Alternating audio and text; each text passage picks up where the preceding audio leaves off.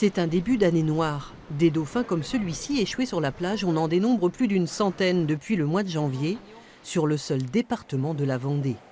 Et ce chercheur de l'Institut Pélagis écume le littoral atlantique pour récupérer les cadavres et les autopsier. Pour lui, pas de doute, la première cause de mortalité, ce sont les filets de pêche. Sur cet individu, on a un encerclement ici avec des hématomes sous-jacents qui démontrent que l'animal était vivant lorsque cette pression s'est exercée. Ce qu'on voit là, c'est que c'est vraisemblablement une corde ou une partie d'une maille de filet qui est venue en contact alors que l'animal était en profondeur.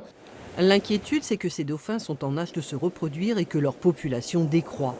Parmi les solutions préconisées pour éviter l'hécatombe, des filets plus visibles et des répulsifs acoustiques installés sur les bateaux de pêche.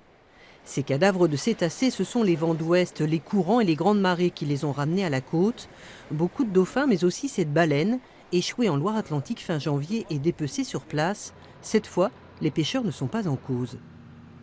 Les visuels extérieurs et intérieurs démontrent que c'était un animal pathologique, donc qui avait une pathologie dont on n'a pas pour l'instant l'identité, qu'on n'aura peut-être même pas, même avec l'aide des prélèvements. Mais en tout cas, voilà, son état de maigreur, son embonpoint qui était très dégradé, en fait, permet de nous dire que l'animal était malade.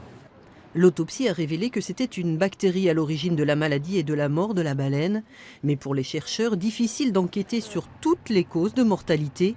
La plupart des cétacés coulent au fond de l'océan.